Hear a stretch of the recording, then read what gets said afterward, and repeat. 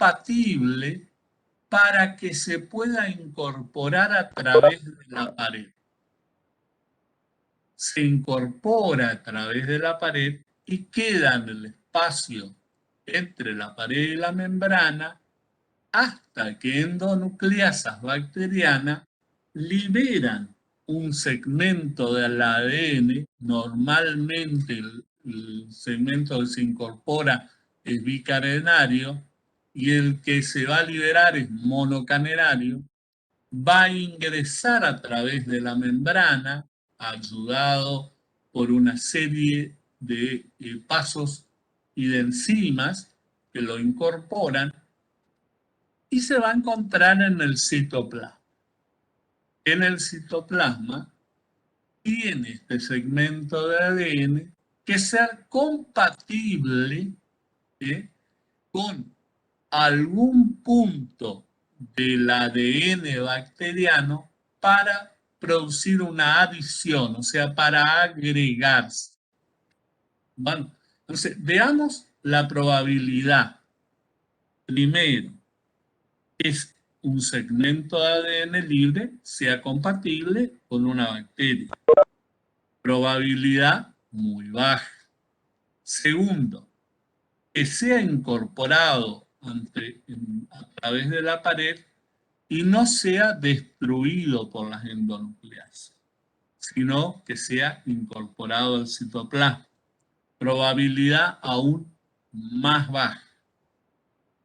Y que sea compatible con el ADN. ¿Estamos? Entonces se une. También una probabilidad extremadamente baja. Encima de esto, tiene que tener alguna expresión genética. ¿Qué significa? Que tiene que producir algún cambio en la bacteria. ¿Estamos? Esto, cuando se estudia estadísticamente en la naturaleza, se dice que hay 10 millones de probabilidades de que no ocurra. O sea que una en 10 millones de que ocurra. O sea, la probabilidad de ocurrencia es extremadamente baja. Además, tiene que expresar algún determinado cambio característico en la bacteria. O sea, tiene que modificar el fenotipo bacteriano. El genotipo, lógicamente, lo va a modificar al incorporarse al ADN bacteriano. Pero el fenotipo se refiere a las características de las bacterias. Por ejemplo, la capacidad de fermentar algunos azúcares, la capacidad de resistir a algunos agentes químicos, cambio en la coloración bacteriana, la posibilidad, por ejemplo, de generar una cápsula para que la recubra. O sea, tiene que darle alguna propiedad que sea observable, un cambio observable en la bacteria. Y además, para que vean la poca probabilidad de que ocurra, este proceso tiene que ser heredable, o sea, en medida que la bacteria se vaya reproduciendo, este segmento de ADN tiene que permanecer en el genoma. O sea, porque puede ocurrir que al replicarse la bacteria, ve que hay un segmento de ADN que no le era común y lo anula, lo elimina. ¿Vamos? Entonces, la probabilidad de que ocurra a nivel natural es, digamos, de 100 millones a 1, o sea, de 1 a 100 millones, extremadamente baja. Pero si ustedes ven los números de bacterias que hay en un determinado lugar, por ejemplo, en una población bacteriana en un medio ambiente, puede ser altísima, puede ser del orden de 1.000.000, 1.500.000. Entonces, la probabilidad que ocurre debido a la cantidad de bacterias que hay se hace más accesible.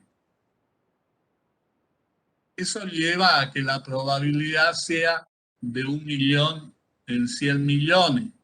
O sea, vamos a tener una probabilidad de 1 en 100, más o menos, de que ocurra. ¿Estamos? Eso a nivel de naturaleza. ¿Estamos? Muy pocas veces se da. A nivel de laboratorio, el proceso de transformación se hace de la siguiente forma. Se tiene, por ejemplo, les voy a contar en particular lo que hacíamos en el laboratorio y qué objetivo buscábamos para que ustedes lo entiendan.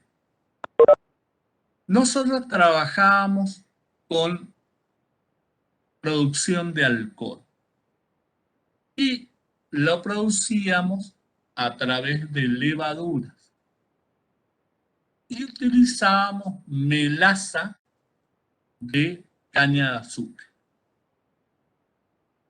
Pero comenzamos a trabajar con almidón de mandioca. Y la levadura no fermenta el almidón de mandioca, fermenta la glucosa. Entonces probamos trabajar con cocultivos, o sea, con una mezcla de un hongo con una levadura. El hongo producía una lisis del almidón, degradaba el almidón a glucosa y la levadura fermentaba la glucosa. Pero ¿qué ocurría? Era un proceso extremadamente lento. Yo les dije, los hongos trabajan a una velocidad mucho menor que las bacterias. Por lo tanto, la degradación del almidón era muy lenta y cuando se tenía la concentración de glucosa para que la levadura la fermente, era un tiempo que industrialmente no era aprovechado. Entonces, estudiamos la posibilidad de producir una lisis del hongo, para que ese segmento de ADN que estaba en el ADN del hongo sea liberado al medio ambiente y en condiciones específicas se incorpore a la levadura y le confiera a la levadura la posibilidad de degradar el almidón hasta glucosa y después fermentar la glucosa. ¿Me siguen? Hola. Sí, profe. Sí, profe. ¿Me siguen? ¿Me entienden? Por ahora sí. Bueno, cualquier cosa me interrumpen y les voy a explicar esto porque después va a ser más fácil entenderlo. ¿Qué ocurría? Nosotros producíamos la lisis del hongo. Después producíamos una lisis de la pared celular, de la membrana de la levadura y de la pared celular, y se incorporaba al segmento de ADN y reconstituíamos la levadura. Pero primero, el segmento de ADN que liberaba el hongo tenía que ser el que nosotros buscábamos, cosa que era aleatorio. Podía ser o no, no hay forma de identificarla si no se trabaja con microscopios electrónicos y técnicas de la parte de genoma de identificación de segmento de ADN, cosa que lógicamente no tenía.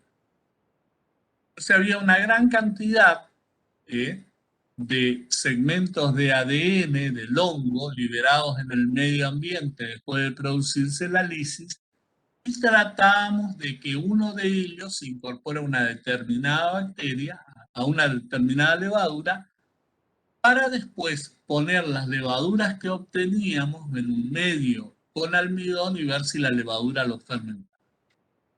Bueno, mire, trabajamos muchísimo tiempo, después de prácticamente 1 año y medio, pudimos aislar una levadura que fermentaba el almidón y lo degradaba a glucosa y luego fermentaba la glucosa hasta etanol. Bueno, estas levaduras que aislamos tenían muy bajo rendimiento de etanol, eran un poco más rápidas que trabajar con los cocultivos, pero la eficiencia era extremadamente baja, y la transferimos a la Universidad de Buenos Aires, a la Facultad de Ciencias Exactas, donde continuaron trabajando con las levaduras que habíamos aislado, y ellos sí, ya con un manejo más grande de la parte de ingeniería genética, lograron que estas levaduras produzcan alcohol a partir de almidón de mandioca.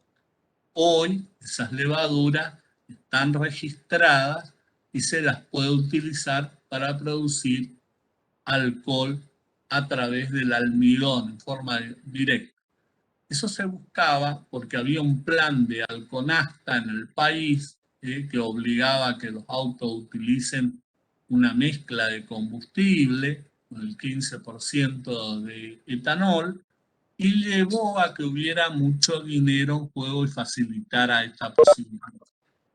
Luego ese plan cayó. Acuérdense, el alcohol es un oxidante muy grande, había que cambiar algunas partes del motor, eso tenía un costo adicional. Este proyecto cayó la producción de Alconasta, entonces el aislamiento que teníamos quedó en desuso. En Buenos Aires continuaron, pero a nivel de investigación, o sea, nunca se llegó a aplicar.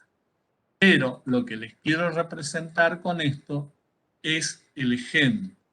En laboratorio esto se puede hacer. Con el avance de la ingeniería genética, hoy se logra identificar en una bacteria el segmento de ADN, se produce una lisis y después se incorpora ese segmento al cromosoma de otra bacteria y se obtienen los marcadores que se necesitan. Pero es un proceso que en laboratorio ha sido totalmente superado por los procesos que vamos a ver después, que son los de conjugación y transducción, que son mucho más prácticos, por lo tanto no es muy utilizado.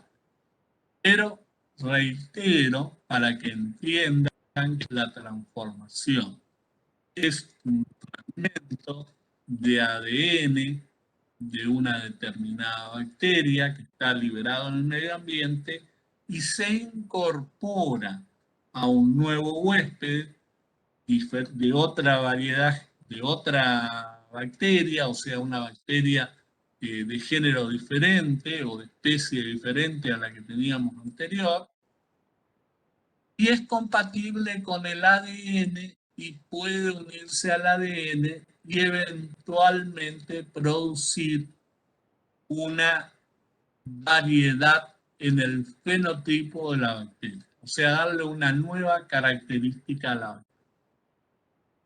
Vamos, entonces, lo que quiero es que me expliquen, me digan si entendieron lo que es transformación.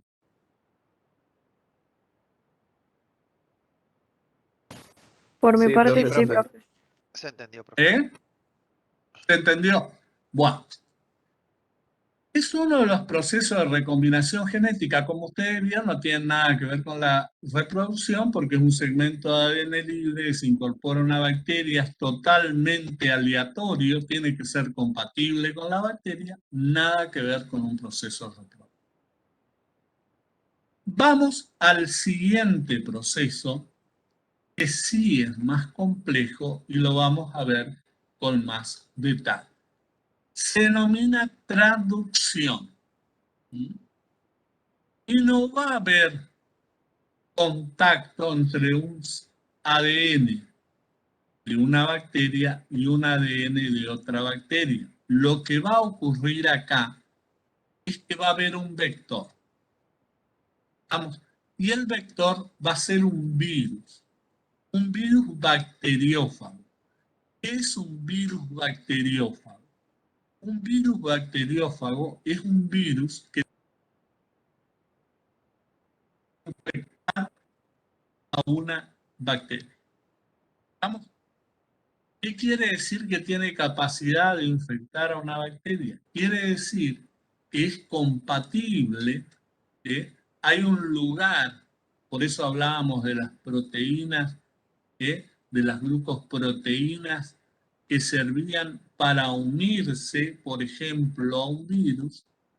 El virus se une a ese segmento y le inyecta a través de ese conducto, esa proteína hueca, le inyecta el ARN o ADN viral. Ustedes ya van a ver con Marta que los virus tienen ADN o ARN. ¿Estamos? Normalmente es monocatenario. ¿Estamos? Y puede ser circular o no. Ya lo van a ver en detalle. Inyecta el ADN y ese ADN tiene la capacidad de reproducirse dentro del citoplasma bacteriano. Entonces, acá tenemos dos bacterias diferentes, de especies o de géneros diferentes, y un vector que va a ser un virus. Vamos a ver un esquema para que ustedes lo vayan entendiendo.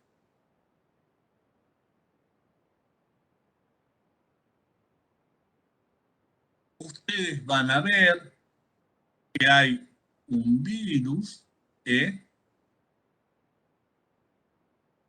ver un poco, ¿dónde está? Acá. Ahí ustedes ven un virus, dice ADN viral porque tiene un segmento de ADN en este caso. El virus es compatible con un lugar, con un receptor de la pared bacteriana, se acopla a la pared y le inyecta el ADN viral al interior del citoplasma bacteriano. Vamos, ese ADN viral está inyectado en en el segundo esquema, como ustedes ven en color verde, puede estar mucho tiempo en el citoplasma o puede añadirse en forma inmediata al ADN bacteriano. Va a depender principalmente de la compatibilidad de las endonucleasas que hay en la bacteria, en el citoplasma, que no lo destruyan. Una vez que se une al ADN viral, les voy a hacer una pregunta y después continúo. ¿Ustedes de virus han visto algo?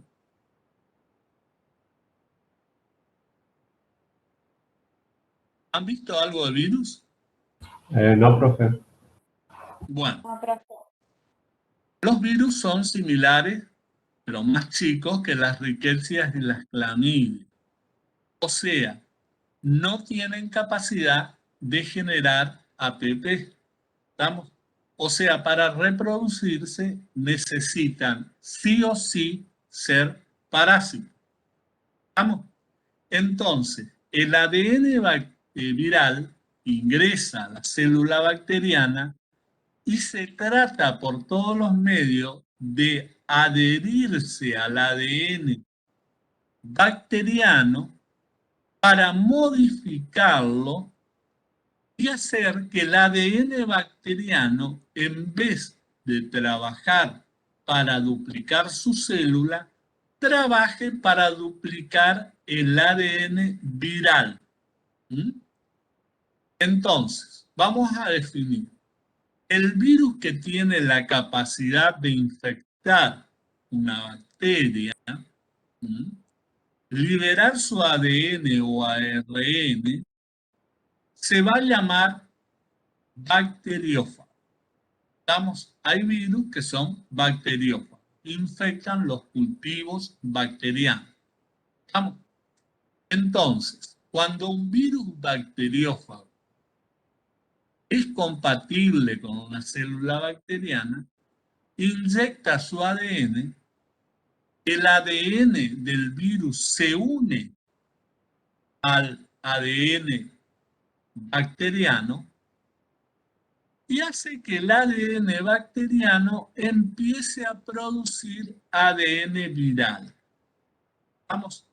Ustedes van a encontrar que va a haber una gran concentración.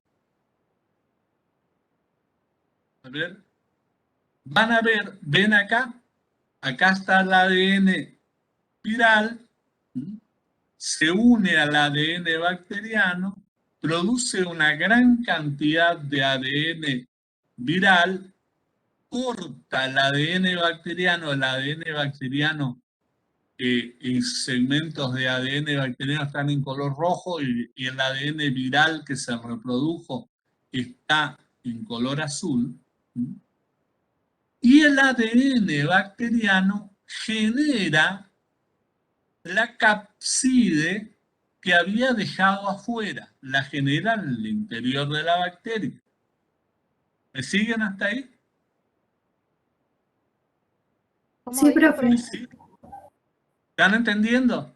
Bueno, entonces genera nuevamente la cápside proteica que lo va a cubrir, produce una lisis celular y se libera nuevamente y va a infectar una nueva célula. ¿Vamos? Entonces vamos a repasar lo que es transducción.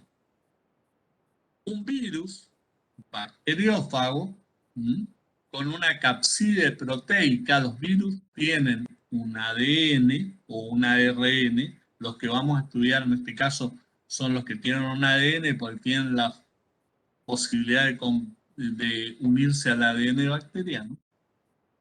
Tienen un ADN recubierto por una cápside proteica. Normalmente el ADN está en la parte superior, donde ustedes ven una cápsula, y luego tienen un conducto y un sector de acoplamiento. Entonces, el virus se fija a la bacteria, tiene que ser compatible, libera su ADN, el ADN del virus no tiene que ser destruido por la endonucleasa bacteriana, lo cual ocurre en muchos casos, se une al ADN bacteriano, lo utiliza el ADN bacteriano para producir una gran cantidad de ADN viral, produce una lisis de los segmentos de ADN de la bacteria, luego genera su cápside, produce una lisis de la pared y se libera al medio ambiente y va a invadir nuevas bacterias. Ese es el mecanismo de acción, ustedes lo van a ver con mucho más detalle con Marta. Este es el mecanismo de acción de un bacteriófago. La forma en que usa una bacteria de huésped para reproducirse. Ese es un mecanismo normal que ocurre. Ahora, en una frecuencia extremadamente baja, el segmento de ADN bacteriano que se unió al segmento viral, se produce un error. ¿Vamos? Se produce un error y lo que se libera no es solamente un segmento de ADN viral, sino que se libera una mezcla de un segmento de ADN viral con un segmento del ADN bacteriano. Esta mezcla de segmento de ADN bacteriano con ADN viral, lógicamente que le va a hacer, cuando se produce la capside, ustedes lo ven en rojo, la transparencia, se produce un virus con un error genético. ¿Mm? ¿Por qué? Porque pierde, para entrar a la capside, va a tener que perder un pedazo del ADN viral y va a tener un segmento de ADN bacteriano. Entonces, esa partícula vírica que se forma, que está en rojo, ustedes ven un montón de azules y van a ver una roja de excepción, va a llamarse partícula vírica defectiva. ¿Por qué?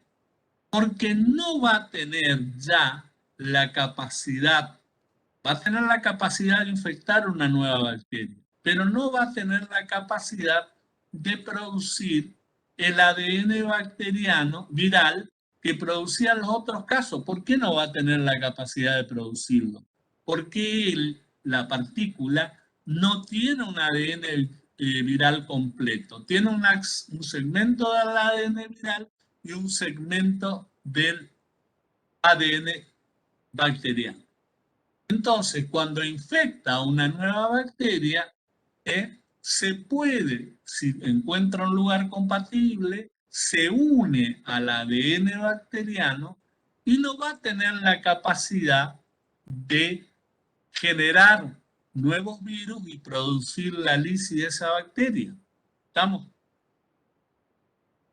Lo que normalmente ocurre es que el segmento de ADN bacteriano conducido por error por el virus, se une al ADN de la bacteria que es infectada y el ADN viral es destruido por el mismo sistema. Entonces, ¿qué ha hecho la partícula vírica en esencia? Ha llevado un segmento de ADN de una bacteria a otra, y no la va a destruir. Ahora, miren nuevamente las probabilidades. Tiene que producirse un error genético en la síntesis del ADN viral, de forma que el segmento sea parte ADN viral y parte del ADN de la bacteria que ha sido atacada. Se produce uno en 100.000, uno en 200.000. Son errores genéticos que suelen ocurrir en muy baja probabilidad, pero...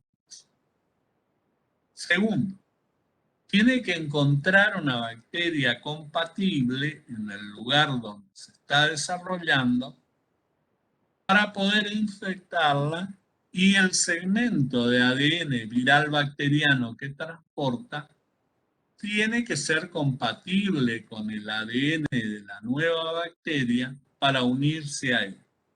Y por último, tiene que conferirle determinadas características a la bacteria infectada.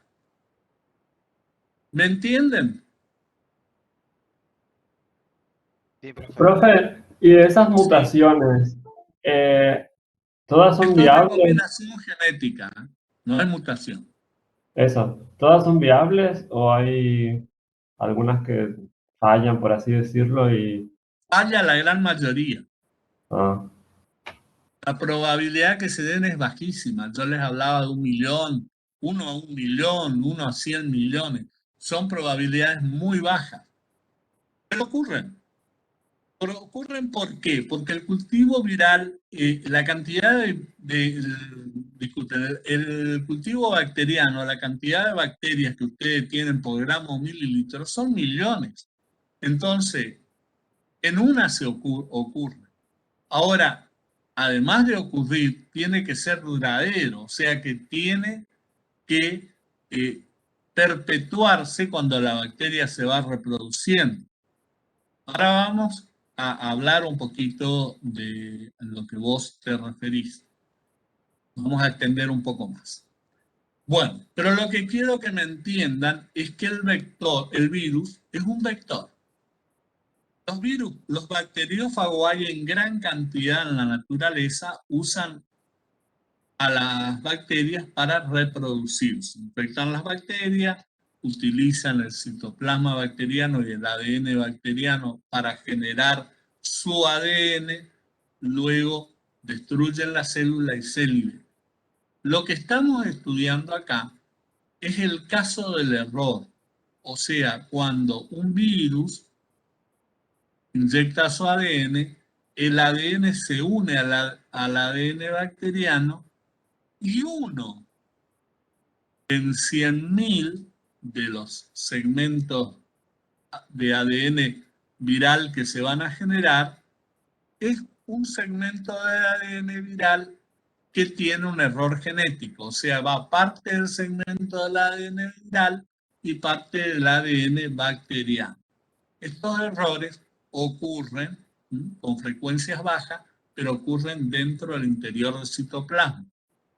Ese segmento produce su capside, es liberado con la lisis celular porque se liberan todas las partículas víricas y este segmento viral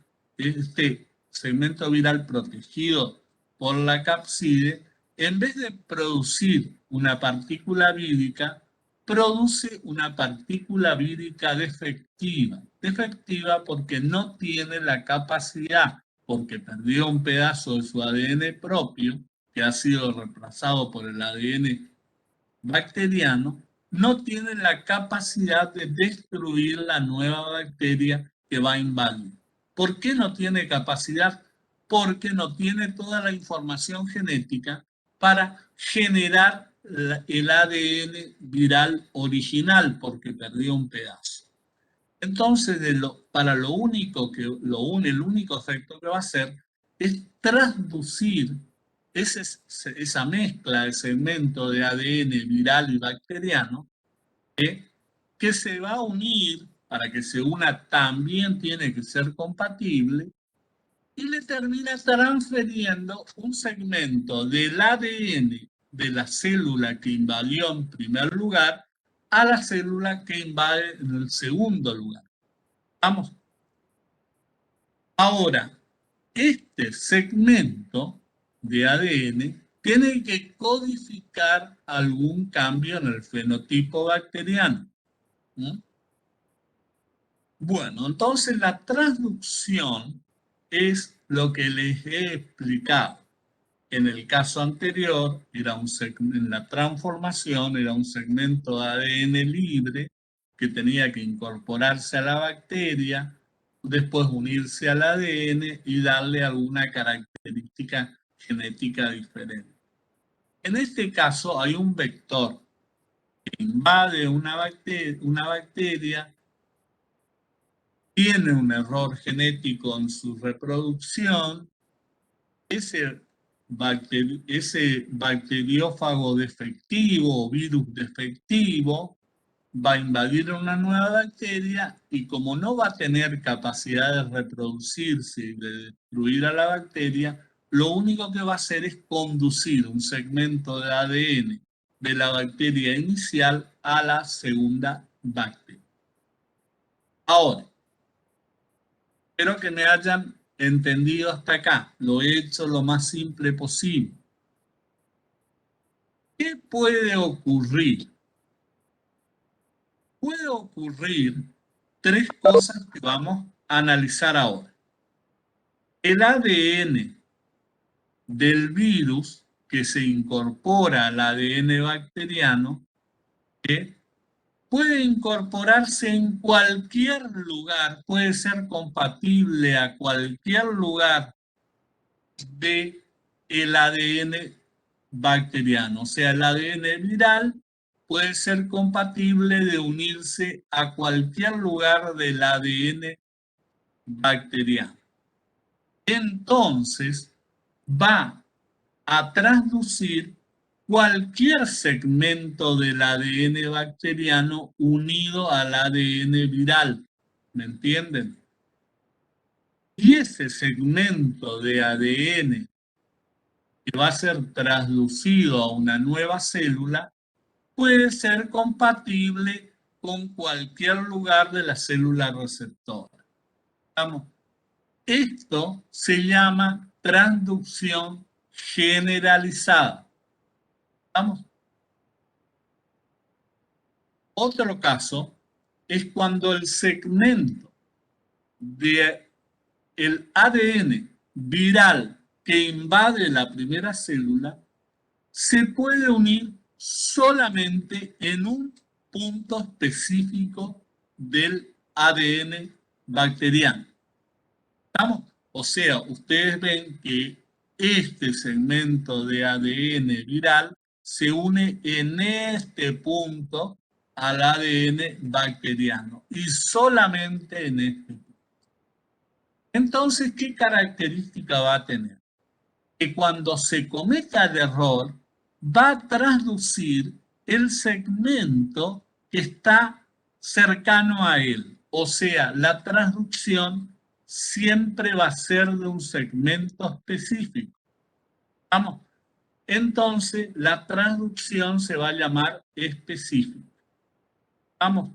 O sea, cuando se puede unir a cualquier lugar y traduce cualquier segmento del ADN bacteriano, se llama generalizado.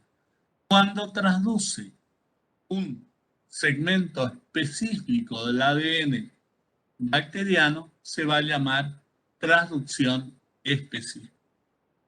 ¿Estamos?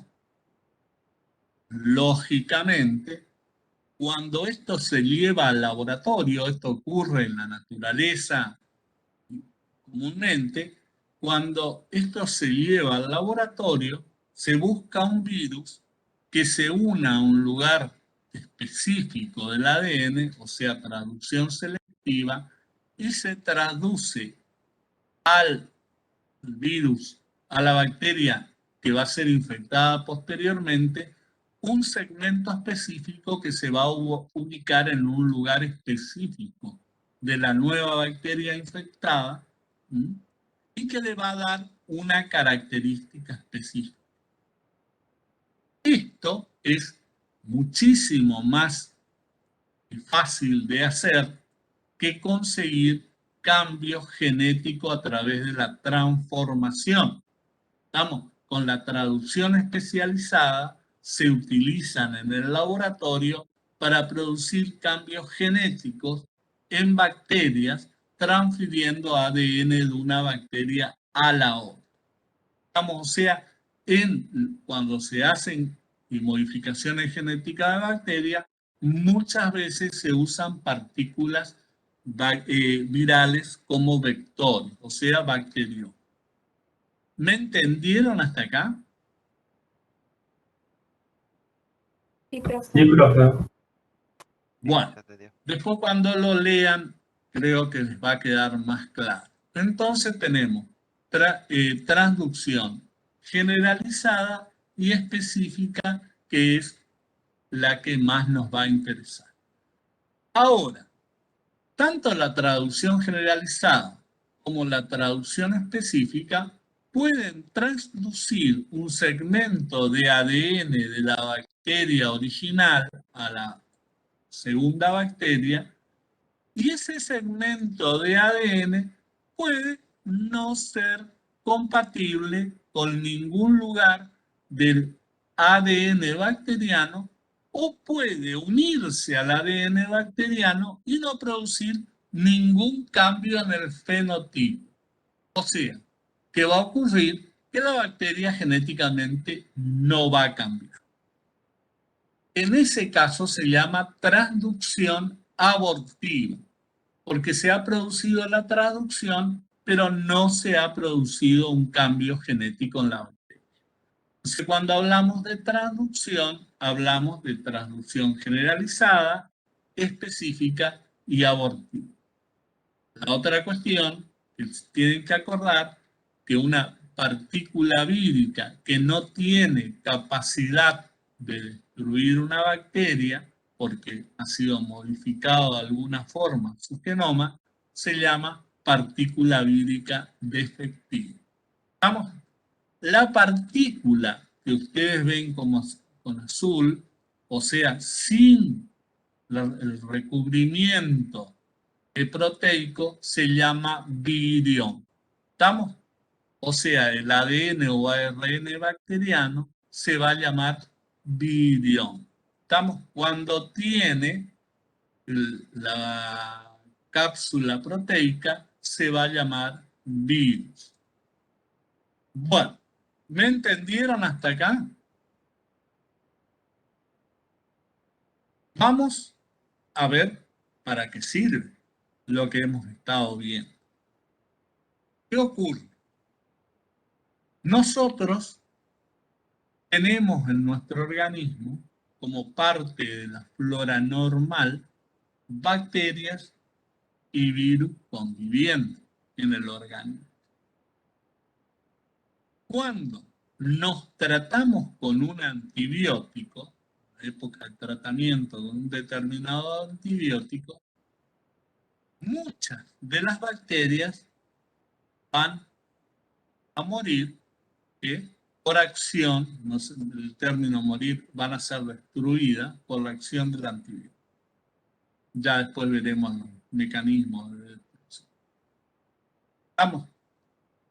Pero va a haber otras bacterias que pueden ser resistentes a ese antibiótico. Y al ser resistente a ese antibiótico, pueden liberar al medio ambiente, ya sea a través de fagos o a través de segmentos de ADN, un segmento de ADN que codifique la resistencia al antibiótico. Y ese segmento puede ser incorporado a una nueva bacteria, la cual va a adquirir resistencia al antibiótico. ¿Estamos? También puede conferirle la capacidad de que esa bacteria fermente un determinado azúcar o un determinado carbohidrato que antes no fermentaba. Entonces, estos son los resultados que se van a ver en la naturaleza por la transducción y por la transformación. Esto es la principal causa de la modificación genética que ocurre en las bacterias y por qué cada vez hay más cepas de bacterias.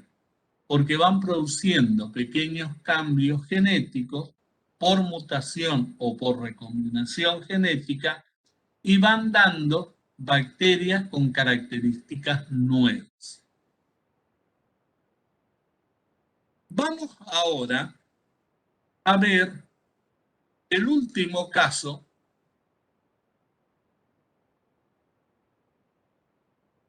es la conjugación. Acá vamos a utilizar un concepto que vimos en la clase anterior, los plasmidos. ¿Estamos? Entonces, vamos a definir como F+ a las bacterias que tienen un determinado plasma y F- a las bacterias que no tienen el plasma. En algunos casos, acuérdense que las bacterias pueden contener más de un plásmido. Entonces, puede haber un caso de una bacteria F+, que contiene varios plásmidos, y a la que le llamamos F-, no es que no contiene plásmido, es que no contiene el plásmido que va a tener una determinada capacidad. La capacidad que hace que una célula sea F+ o F-, es la capacidad de que ese plásmido que contiene la célula bacteriana le confiera la posibilidad de construir un segmento proteico que se llama conducto proteico de la conjugación o mal llamado pelo sexual, a través del cual se pone en contacto con bacterias que son afines, o sea, bacterias que tienen compatibilidad con el pelo proteico, y a través del mismo, que es hueco, le pueden transferir distintos plasmas. Entonces, cuando decimos que una célula bacteriana es F+, es cuando, además de tener plásmido, tiene la capacidad de transmitir. Cuando decimos que una célula es F-, es porque no tiene la capacidad de transmitir, pero puede tener plasma. ¿Me entienden? Quiero que quede claro. Entonces, cuando tiene las dos tienen plasma, pero uno tiene la capacidad de transmitirla y las otras no. Ahora, en algunos casos, al transmitir el plásmido de la célula F+ a la célula F-, el plásmido que es transmitido es el que tiene la capacidad, la estructura genética necesaria para codificar el mal llamado pelo sexual o conducto proteico. Le digo el nombre de pelo sexual porque lo van a encontrar en la bibliografía. El nombre adecuado es conducto proteico de la conjugación. Y al transmitir ese plásmido de la célula F+ a la F-, la F+ puede perder esta capacidad o no. O sea, continuar como F+ o pasar a ser F-, y la F- puede pasar a ser F+. ¿Me entienden? O sea, ¿qué hace que una célula sea F+ o F-? Que tenga la capacidad de transmitir los plásmidos a través de un conducto proteico. Eso es F+ y F- la que no lo tiene. No es, y les reitero, no es F+ la que tiene plásmido, porque las dos células pueden tener plásmido. F+ es la que tiene la capacidad de transmitirlo de una célula a la otra. Y F- es la que no tiene la capacidad. La F+ puede duplicar el plásmido y transmitir un plásmido nuevo a la célula huésped, a la que lo va a recibir, y continuar siendo F+ y transformar la F- en F+, o puede no tener esa capacidad, transmitir el plásmido y perder su característica de F+ y pasar a ser entonces F-. ¿Me entienden? ¿Entienden hasta acá? Sí, se Sí, lo profe, entiendo, se profe. entiende. O sea, acá tienen una célula, el conducto proteico, y a través del mismo se transfiere el plásmido. El plásmido le va a conferir a la nueva célula las mismas características que le confería a la anterior. ¿Vamos? Ahora, en algunos casos, el plásmido que recibe la célula infectada se suele unir al ADN bacteriano. O sea, el plásmido que recibe se une al cromosoma. ¿Vamos? Y se forma ahora un plásmido cromosómico que está unido al cromosoma. Esto incluso puede ser replicable. ¿Vamos? Este plásmido cromosómico, en algunos casos, puede desprenderse de la bacteria huésped que recibió el plásmido y se unió al cromosoma, y cuando se desprende cometer el mismo error que vimos con transducción, o sea, pierde un segmento del plásmido y arrastra un segmento del ADN bacteriano. Y cuando se transfiere a una nueva célula, se va a transferir ya no con la carga genética solamente del plásmido, sino con un segmento de la carga genética de la bacteria huésped. Esto se llama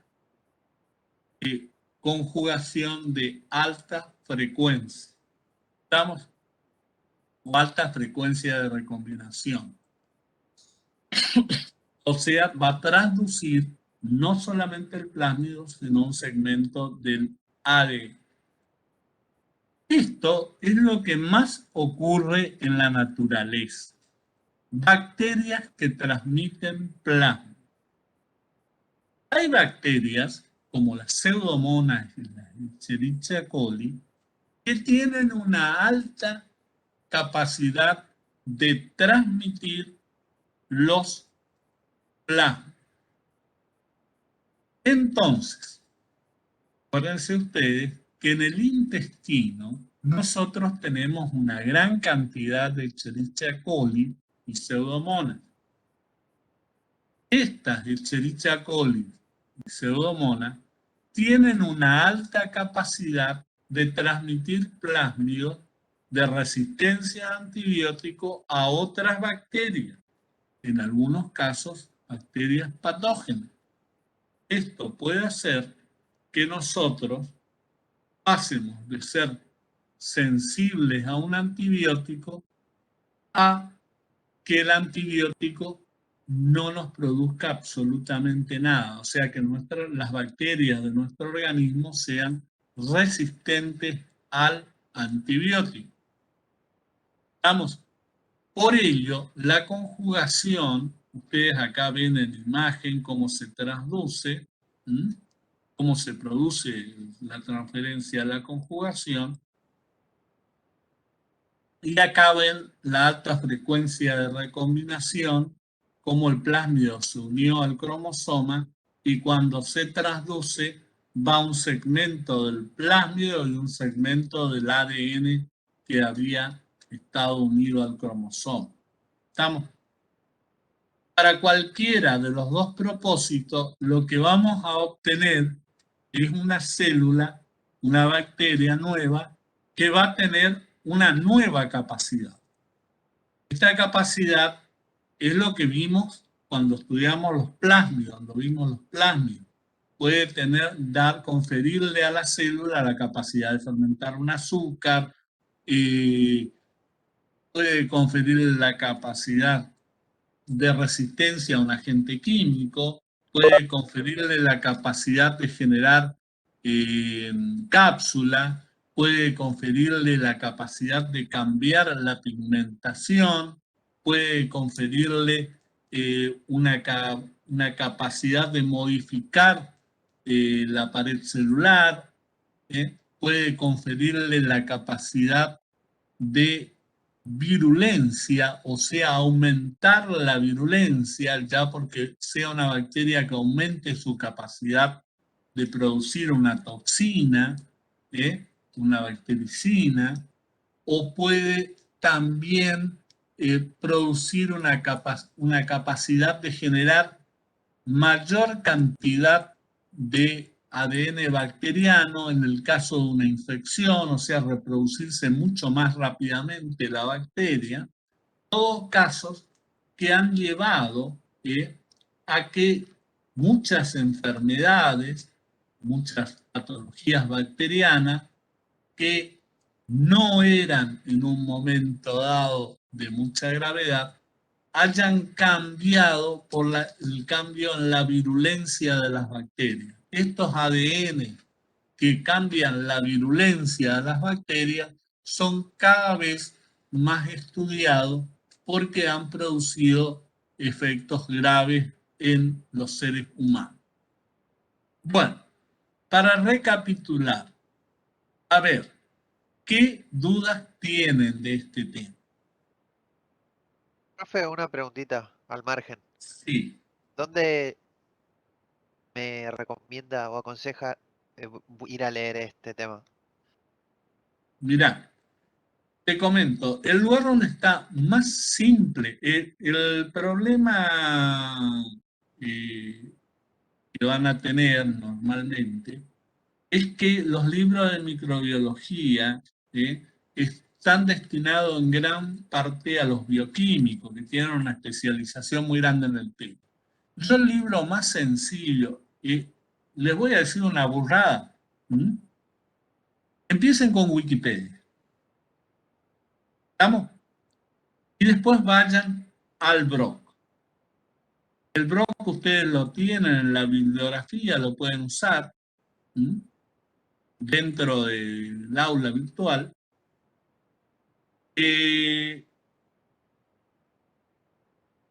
También hay una posibilidad que después vamos a hablar antes de terminar la clase, háganme acordar, de que venga alguno de ustedes con un pendrive algún día a casa y yo le transfiero todo el contenido que tengo de los temas, con la transparencia, los libros, todo absoluto para que ustedes lo tengan.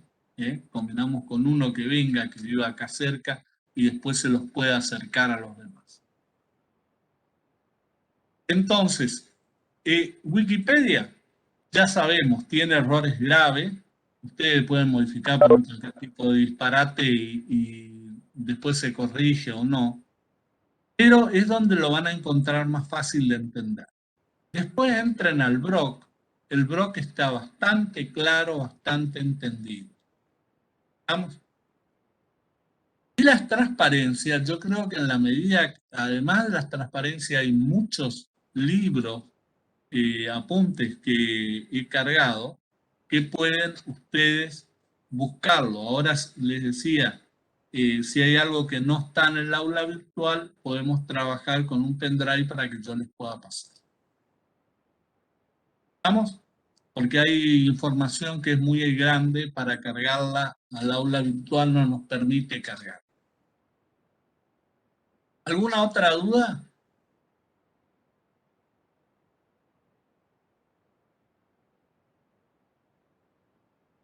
Bueno, perfecto. Vamos a la siguiente transparencia. Vamos a ver.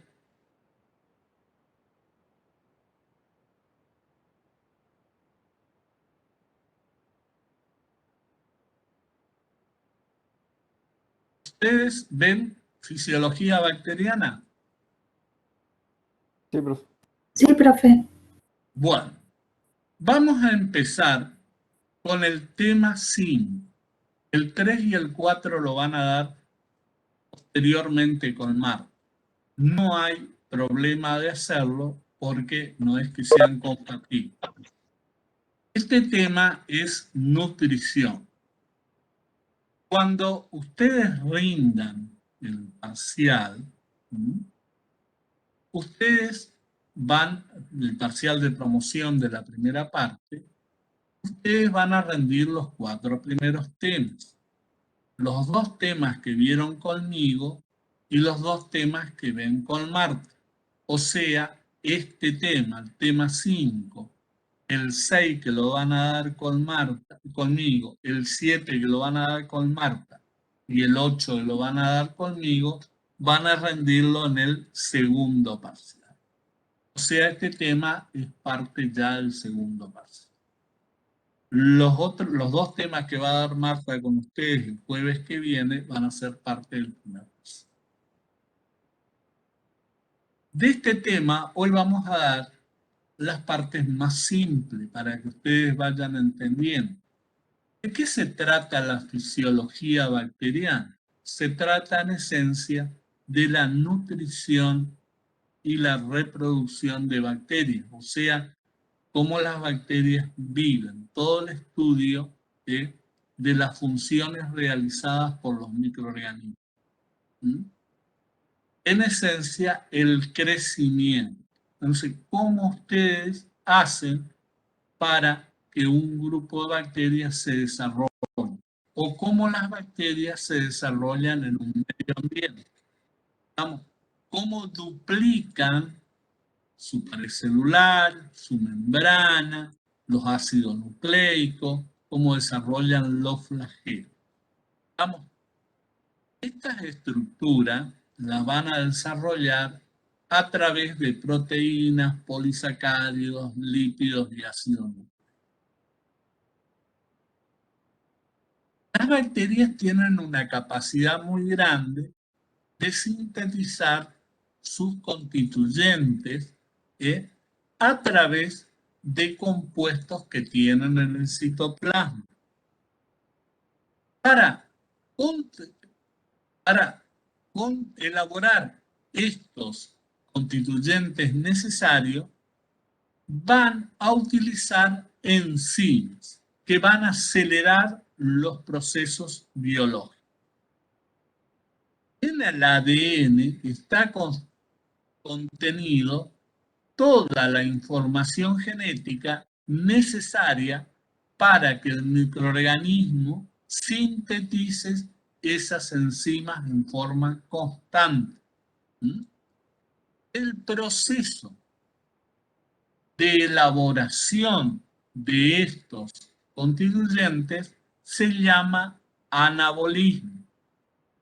Y el proceso de degradación de determinadas moléculas que la bacteria puede llevar a cabo para obtener ATP, como la glucólisis, por ejemplo, o que puede llevar a cabo para obtener compuestos intermedios, se llama catabolismo, o sea, la biosíntesis se va a llamar anabolismo y la degradación catabolismo y el conjunto de reacciones metabolismo.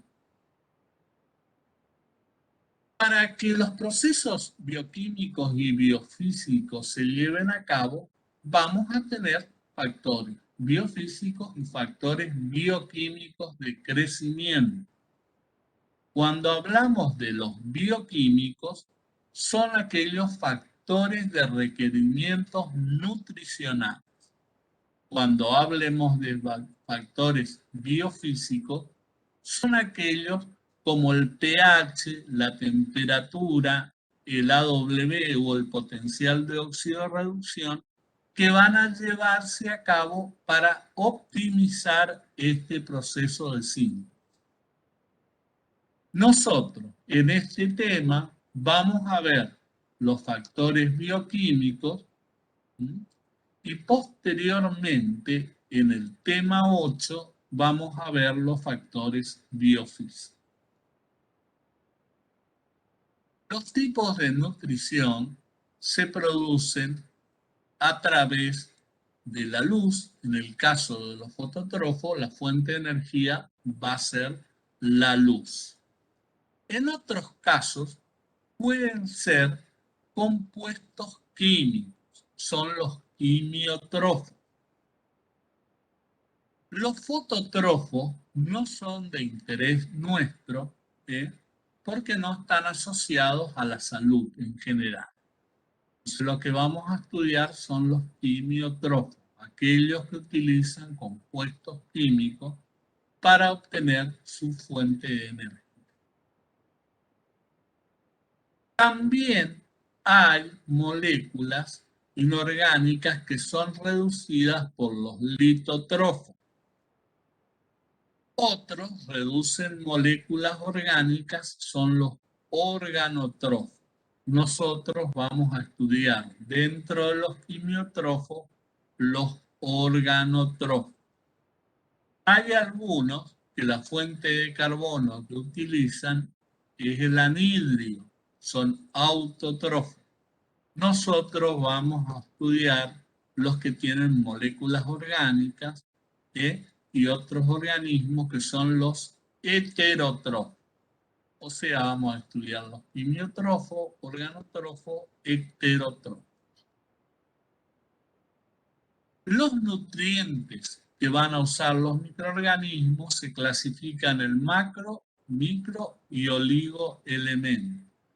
Por último, hay un grupo de nutrientes esenciales y útiles que los vamos a ver posteriormente.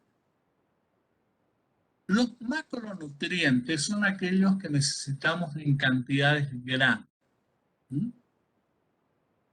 Por ejemplo, carbono, hidrógeno, oxígeno, nitrógeno, calcio, hierro, sodio, potasio y azúcar.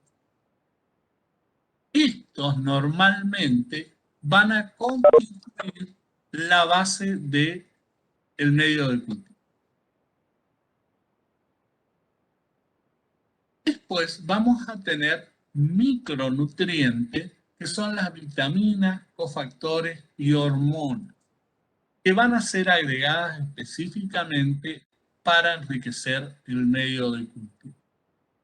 Y por último, tenemos los organoelementos, oligoelementos, que son aquellos que están normalmente, son necesarios, como el zinc, el cobre, el molibdeno, el manganeso y el cobalto, pero que normalmente no los agregamos a los medios de cultivo porque esos mismos elementos están como contaminantes, ya sea en los distintos elementos que vamos a usar para elaborar, como en el mismo algodón y otros compuestos que utilicemos durante la siembra. Acá tienen toda una aclaración de lo que habíamos dado. El carbono, acuérdense, principalmente va a formar el esqueleto carbonado de todas las moléculas. El nitrógeno está prácticamente adicionado a todas las proteínas, va a estar vinculado a las proteínas, a los aminoácidos en general. El fósforo es muy importante, sobre todo en la parte de producción de ATP, adenosín-trifosfato, difosfato y monofosfato. El azufre es otro constituyente importante. El potasio favorece la incorporación de nutrientes. Ya van a ver cómo trabajan las bombas de potasio y manganeso. El calcio, sobre todo, es muy importante en la elaboración de los esporos, de las membranas de los esporos. El sodio, para algunas bacterias, sobre todo bacterias marinas, y el hierro, acuérdense, va a ser importante en toda la parte de respiración, sobre todo con los citocromas. Bueno, acá tienen la clasificación de los macronutrientes, que están en la mayoría de los componentes de los medios de cultivo. Y después tienen todo un desarrollo de los micronutrientes, que son los cofactores, purina, aminoácidos, vitaminas. Normalmente los factores de crecimiento se agregan, o factores de crecimiento o elementos esenciales se agregan cuando hay una bacteria, un hongo o una levadura que no lo sintetiza, pero lo necesita. Entonces hay que agregarlo al medio de cultivo, porque si no la bacteria o el hongo o la levadura no se desarrolla. Principalmente pueden ser vitaminas, aminoácidos, purinas, pirimidinas, etc., dependiendo de los microorganismos. Por ejemplo, los lactobacilos y el estreptococo requieren un complejo grande de vitaminas, incluso mayores que los seres humanos. Por lo tanto, a los medios de cultivo se le va a agregar. Bueno, acá tienen una reacción metabólica. Vamos a verla en detalle. Tienen los sustratos. Por procesos catabólicos son oxidados a productos intermedios.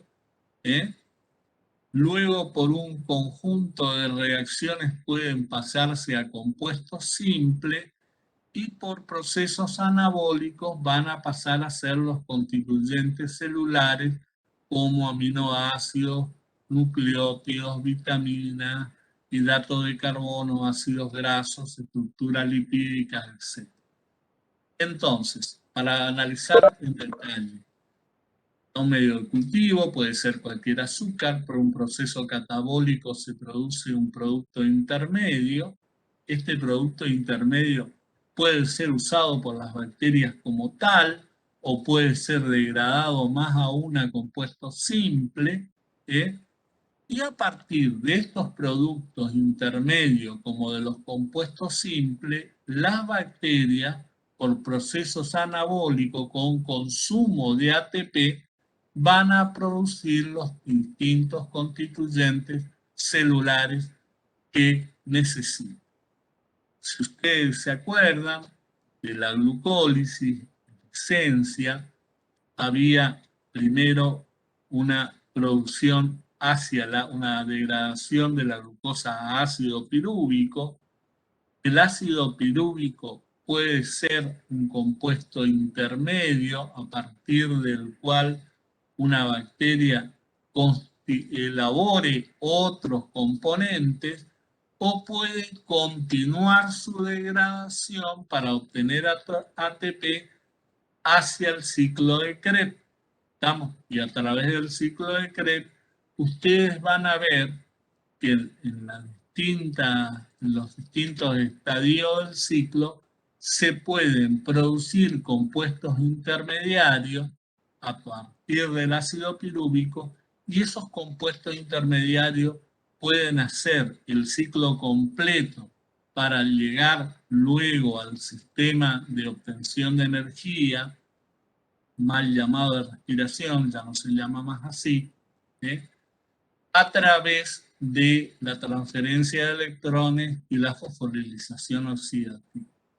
O puede interferirse el ciclo de Krebs y esos compuestos intermediarios ser utilizados por el microorganismo para producir elementos que necesita para reproducirse.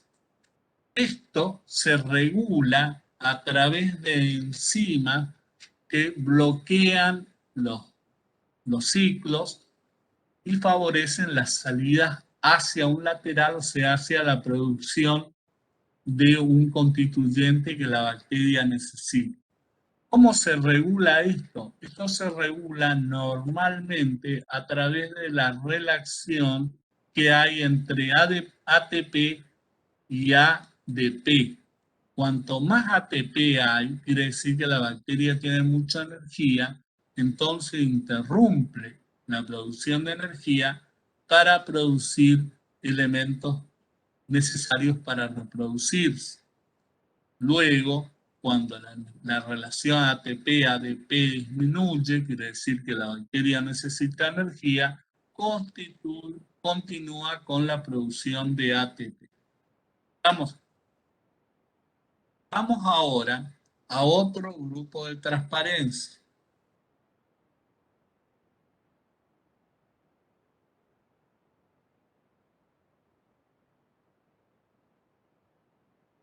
Y con esto vamos a terminar por hoy. Vamos a dejar para la clase del martes que viene, la continuación con el tema sí. Ustedes sembraron, vieron medios de cultivo en biología, sembraron tubos, cajas,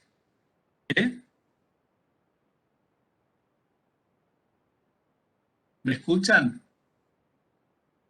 Sí, profe, yo estoy intentando acordarme. ¿Ustedes sembraron? ¿Hicieron siembras? No, profe, creo que no. Bueno, entonces vamos a definir qué es una siembra. Vamos a empezar del principio. Esto en el laboratorio lo van a hacer todos los días y ahí van a entender más un poquito todo lo que hablamos anteriormente. Ustedes van a ver en esta transparencia, hay tubos de ensayo y hay lo que se llama caja de Petri.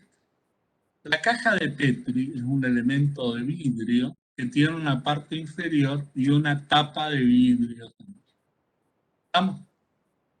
Ustedes, tanto en los tubos como en la caja, van a preparar medios de cultivo. Medios de cultivo son medios que contienen los componentes básicos para que el microorganismo se desarrolle. Estos componentes básicos normalmente es el agua, una fuente de carbono, puede ser cualquier tipo de azúcar o polisacárido, lactosa, almidón, sacarosa, glucosa, maltosa, etc. Una fuente de nitrógeno, que pueden ser peptonas, aminoácidos, proteínas, fuentes de azufre, de fosfato, de calcio, de sodio si es necesario. Van a ver, por ejemplo, los estreptococos y estafilococos necesitan sodio para reproducirse, y hierro. Y vitaminas y cofactores dependiendo del microorganismo. Estos medios de cultivo pueden ser líquidos o sólidos. Si son líquidos, una vez preparados, se disuelven, se esterilizan y allí se van a sembrar utilizando un elemento que se llama ANSA. El ANSA está constituido por un elemento largo de metal que se llama porta-ANSA y en cuyo extremo va colocado un hilo de un metal especial, de una aleación de cromo especial. En una época se utilizaba compuestos con plata para evitar que se oxiden, tienen que ser compuestos inoxidables. Y ese ANSA, ese pequeño conducto de metal, alambre, puede tener distintas formas. En el caso de cultivos líquidos, tiene en el extremo como un ojal, ¿estamos? O sea, un redondo en el extremo, donde cuando ustedes lo coloquen a ese elemento en un líquido, va a levantar una gran cantidad de bacterias que se van a adherir a esa parte. ¿Estamos? Eso, para esterilizarlo, se esteriliza directamente sobre el fuego. Entonces, ustedes tienen dos tubos en la mano, uno, como el que ven acá, el verde que ven acá, que tiene un medio de cultivo con una bacteria que ya está sembrada, y uno nuevo que tiene un medio de cultivo sin sembrar. Van a tener los tapones de algodón, ustedes lo van a retirar con los dedos de esos tapones y con el ANSA van a tocar en el tubo que tiene los microorganismos y lo van a pasar al tubo que no tiene, que tiene el medio de cultivo fresco. Eso se denomina siembra. Los vuelven a tapar y llevan el tubo que ha sido sembrado nuevo a una estufa para que los microorganismos se desarrollen. Ahora, en otros casos, vamos a trabajar con una sustancia que se llama agar. El agar es una sustancia de origen marino que tiene la capacidad de que cuando se calienta se disuelve y cuando se enfría solidifica y produce algo similar a una gelatina, pero más consistente. Más consistente significa que ustedes pueden rallar con el ANSA y sembrar sin que se destruya. Con eso se siembran normalmente las cajas que ustedes ven. Ahí ven una caja roja arriba donde han hecho lo siguiente. Han esterilizado la caja, han esterilizado el medio de cultivo con el agar, esperan que se enfríe a 45 grados en un lugar estéril, abren levemente la caja y le agregan 10 mililitros del componente del medio de cultivo agarizado y dejan enfriar. Eso se enfría, cuando se enfría se va a constituir en el fondo de la caja un medio de cultivo sólido. También lo pueden hacer en los tubos, o sea, pueden cargar los tubos y lo dejan solidificar en los tubos.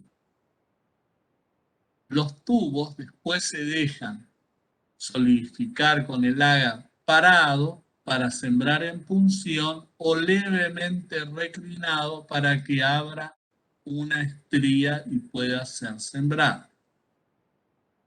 Una vez que siembran el medio de cultivo, lo van a llevar a la estufa, se va a rayar con un anza, van a tocar el tubo que está en medio del cultivo, van a sembrar en una caja y el microorganismo se va a desarrollar en la caja.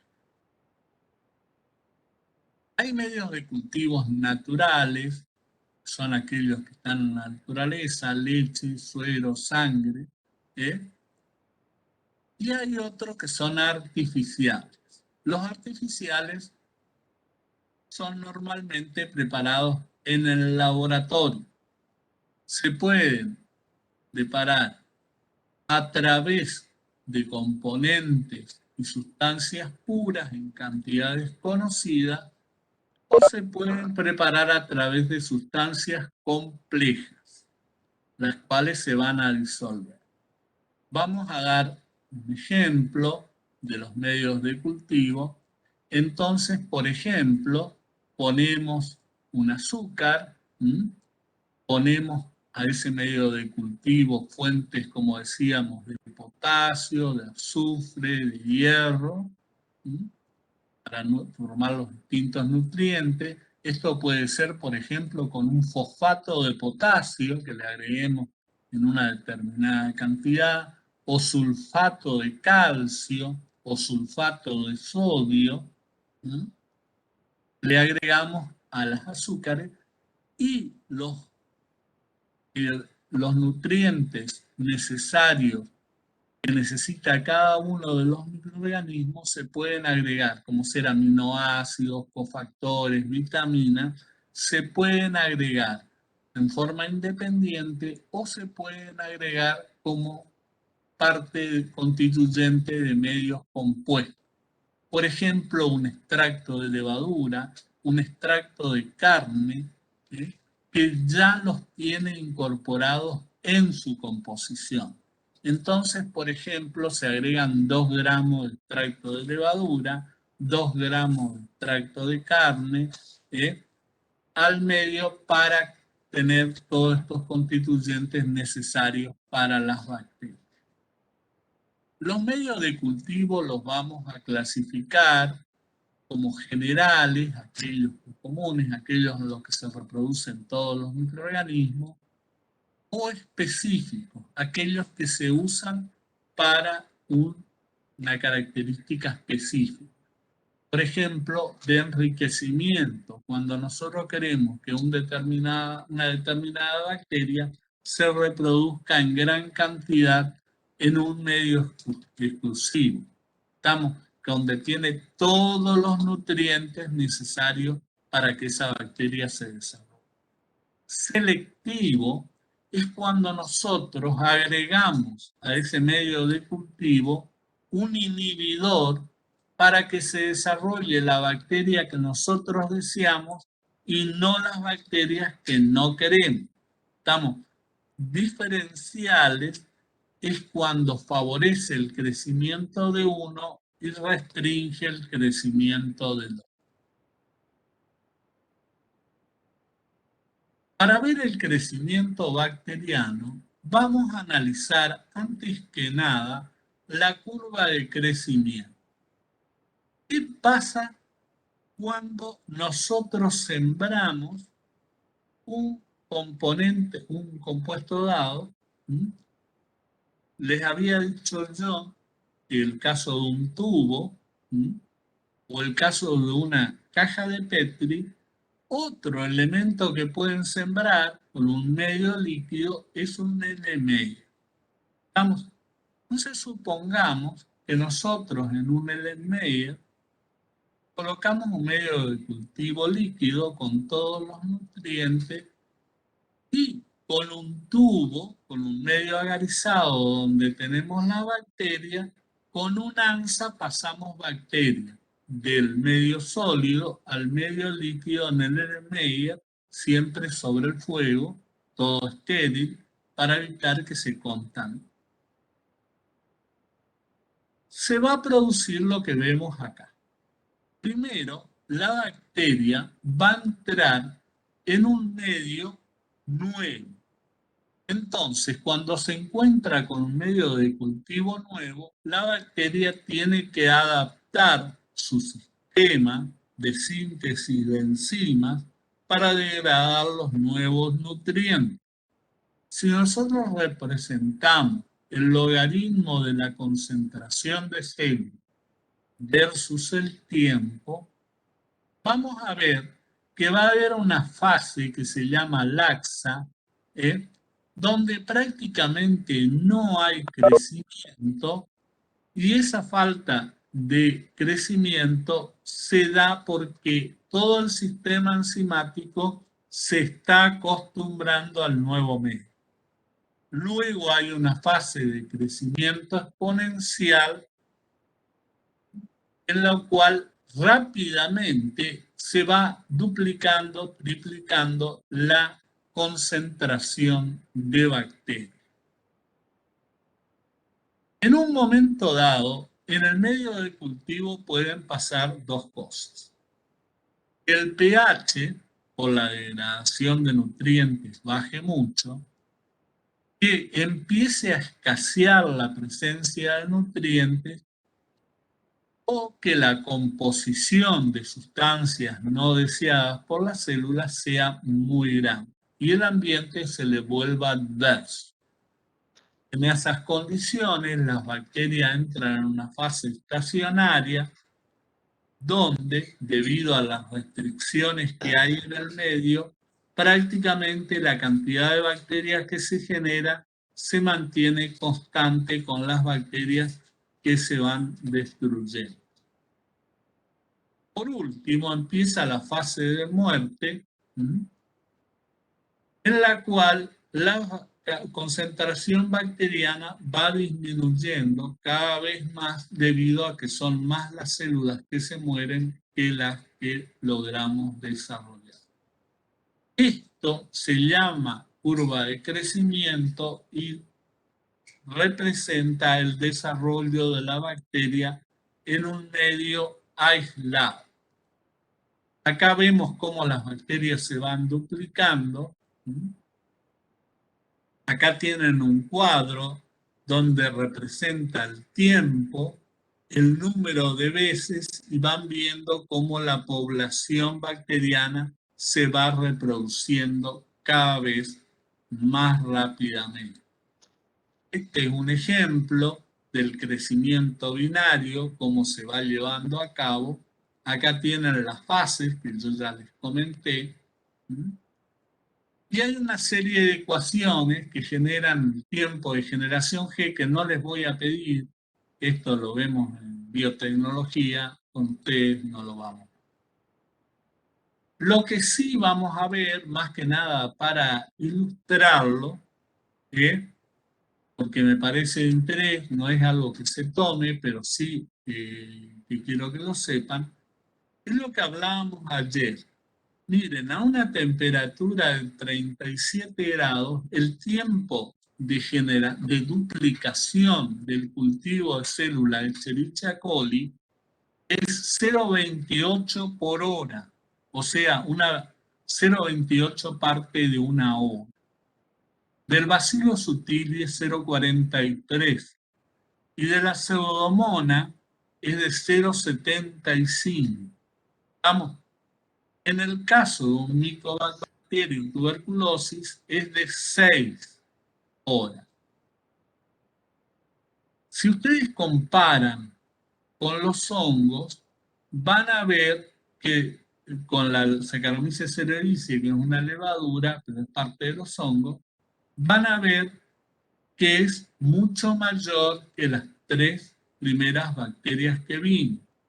Y las levaduras se reproducen mucho más rápido que los hongos, o sea que los hongos, acá este valor es alrededor de 8 prácticamente, necesita 8 horas para duplicar la población. Entonces, ya vamos a ver después en la parte de nutrición por qué se produce esto. Las bacterias se reproducen mucho más rápidamente que las levaduras y las levaduras más rápidamente que los hongos. Acá tienen los tipos de cultivo, ¿m? Y esto no les voy a dar, porque es solamente explicarles, para que lo sepan. Un cultivo puede ser, ustedes siembran una cuba, por ejemplo, para producir alcohol, siembran una cuba de fermentación. Cuando se termina el proceso, se separa el producto y la parte celular se transfiere a una nueva cuba. Esos se llaman procesos tipo batch o estacionario. Cuando se alimenta en forma continua el nutriente y se van sacando los productos, se llama semicontinuo. Y cuando hay biotecnología, o sea, los procesos se alimentan de acuerdo a la composición y a la cantidad de nutrientes que hay en el medio, va agregando el nutriente específico, que se llaman procesos continuos. Bueno, vamos a dejar acá todas las dudas que tengan, les voy a pedir que me las pregunten, y en la clase que viene vamos a ver incorporación de nutrientes a la célula, cómo se incorporan las distintas alternativas, y vamos a ver la biosíntesis de los distintos de los aminoácidos en la célula. ¿Qué dudas tienen?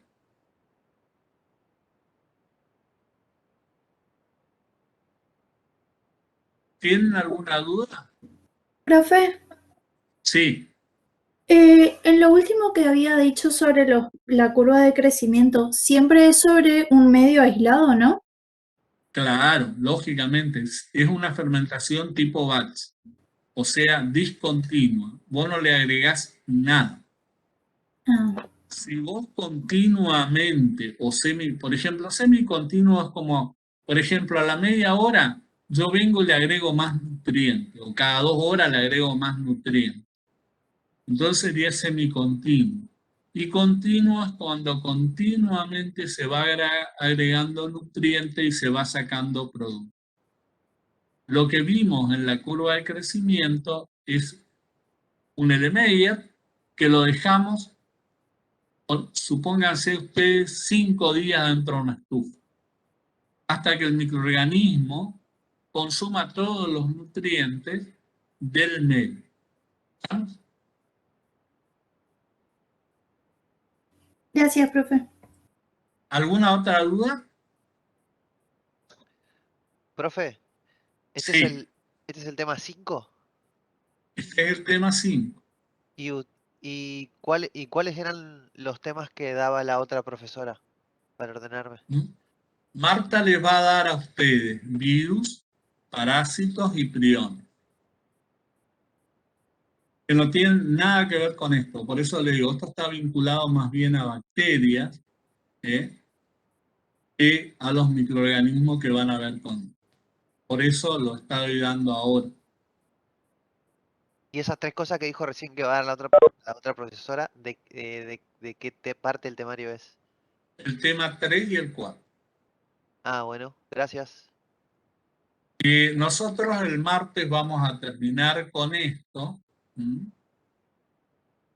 Y el jueves ustedes van a dar con más. Ahora yo voy a terminar, si no hay nadie más que tenga una pregunta, vamos a hablar un segundo. Vamos a detener y les voy a comentar un poquito para que nos pongamos de acuerdo. Habíamos hablado de parciales de promoción. Les voy a explicar qué son, qué se promueve, qué se busca con la promoción de esos parciales y cómo lo vamos a hacer. Lo primero, microbiología la materia está constituida por la microbiología general, lo que se da en otras carreras como microbiología general, pero se le ha ido agregando otros temas por pedido de las acreditaciones, como todas las patologías producidas por los microorganismos y también la parte de control de calidad de medicamentos y antibióticos. Estamos en una microbiología general, esos temas no se dan. Por lo tanto, es larga de preparar. ¿Qué pasa? Cuando van a rendir un examen, normalmente le estoy hablando con presenciabilidad. Los exámenes, acuérdense, a partir de ahora son todos presenciales.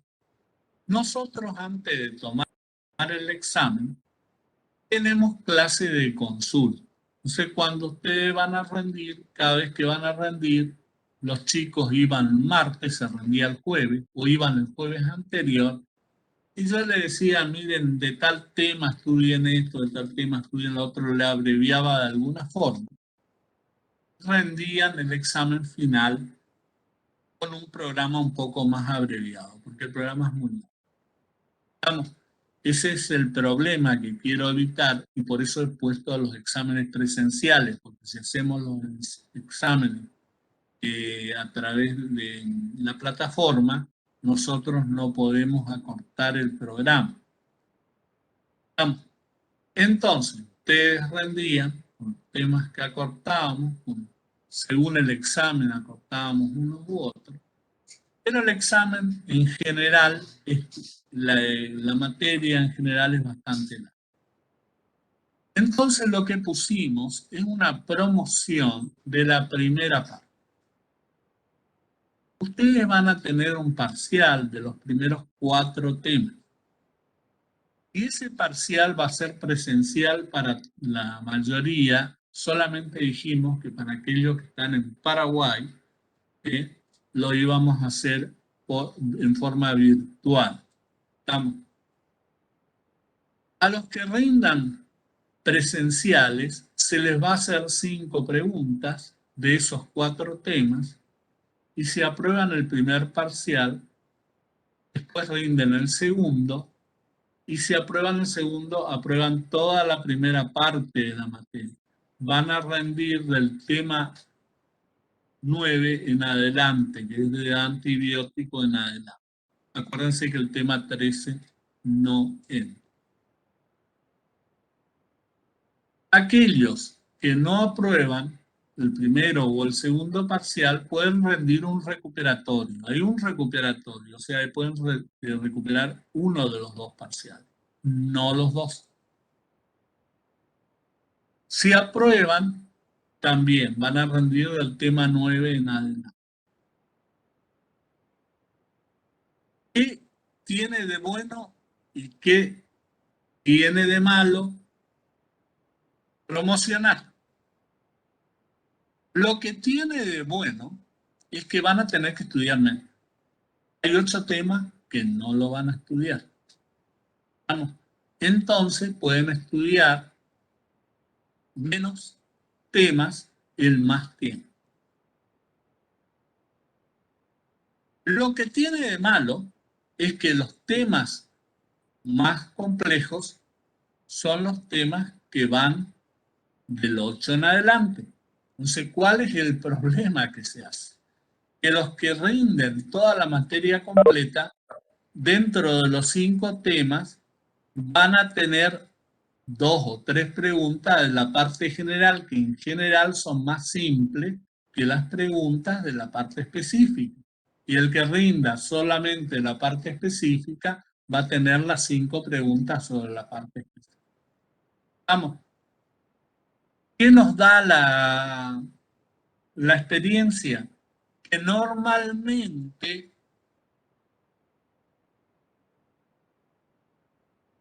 aproximadamente un 70% aprueban más fácil los alumnos que no rinden la promoción. Vamos. Por eso seguimos manteniendo la promoción de la primera parte. Ahora, hay exámenes que aprueban los que rinden la materia completa y no aprueban los que tenían promocionados los temas, algunos. Vamos. O sea, depende, es muy variado.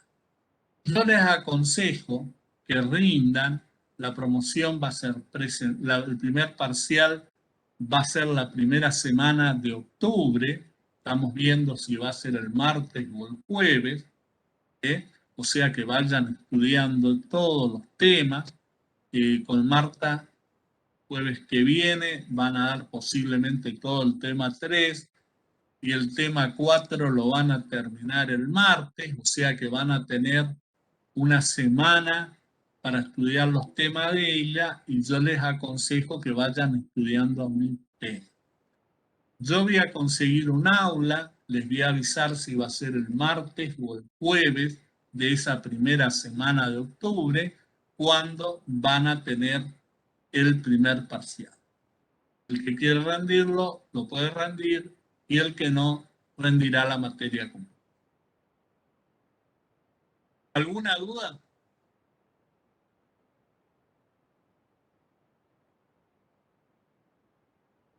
Profe, ¿y la bibliografía para estudiar esos primeros temas? ¿Usamos de los libros que están en el aula virtual? Sí, ocupen la bibliografía que está en el aula virtual y si quieren un libro, el Brock es el mejor. Ya les dije. Y les recomiendo de vuelta lo mismo. Cuando van a estudiar un tema, entren a Wikipedia, péguenle una leída y después vayan al libro. No les digo que estudien con Wikipedia, ojo, porque una vez un comentario salió que les recomendaba estudiar en Wikipedia. No. Lean en Wikipedia, que está muy simple, muy fácil para entender, y después vayan al libro.